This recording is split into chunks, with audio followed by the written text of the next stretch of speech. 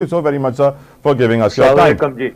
सलमान शाह साहब, इस वक्त आईएमएफ के साथ हमारे मुज़ाकरात हो रहे हैं दोबारा से, हमेशा की तरह we have gotten so used to it, ऐसे लगता है कि सियासी जमात के मुज़ाकरात हो रहे हों। ये बताइए सर, आज क्रिप्टो करेंसी का जिक्र हो रहा है, आज ऑनलाइन ट्रेडिंग का जिक्र हो रहा है, कल रियल स्टेट सेक्टर का जिक्र हो रहा था। ये जो टैक्स नेट का मसला है शाह साहब, आप कहते हैं कि पाकिस्तान के लोगों को टैक्स चोरी की एक आदत बन गई है। 2, 4, 10, 15% लोग हैं जो टैक्स देते हैं, बाकी लोग देते नहीं है, और ये टैक्स का निजाम कंप्लीटली फेल है। अब कहा जा रहा है आईएमएफ के कहने पे हम एफबीआर के अंदर रिफॉर्म्स भी लाएंगे।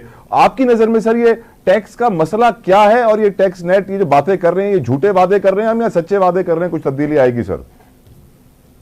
देखिए, मेरा नजरिया जरा थोड़ा सा मुख्तलिफ है, क्योंकि मेरे ख्याल में सबसे बड़ा मसला हुकूमती अखराजात का है, और वो बेबाक किस्म के अखराजात हो रहे हैं, और वो जितने वो अखराजात बढ़ते जाते हैं तो फिर आईएमएफ कहता है जी कि इनको आप पूरा करें। सर वो आज लॉलीपॉप दिया है ना कि फर्स्ट क्लास नहीं बिजनेस क्लास में चलेंगे।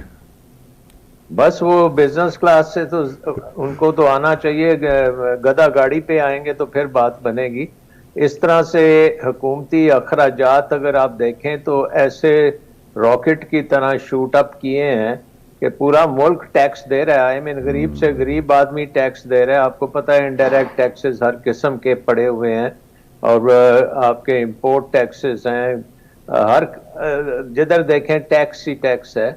लेकिन उस टैक्स का रिटर्न हमें कहीं नहीं नजर आता। उस टैक्स से जो बेनिफिट्स आने चाहिए वो नजर नहीं आते, और वो मेरी नज़र में वो प्योरली गवर्नमेंट एक्सपेंडिचर्स का बेलाग होना, और उनकी इनएफिशिएंसी और इनका फैलाव इतना ज़्यादा फैल चुका है कि अब प्राइवेट सेक्टर को तो वो ख़त्म कर दिया उन्होंने। प्राइवेट सेक्टर के ऊपर सिर्फ टैक्स टैक्स टैक्स हो रहा है। प्राइवेट सेक्टर की कोई फैसिलिटेशन नहीं है। सर ये हमारे मौजूदा प्राइम मिनिस्टर ने कहा था कि हम 100 रुपए जमा करते हैं, 400 रुपए गुम हो जाते हैं,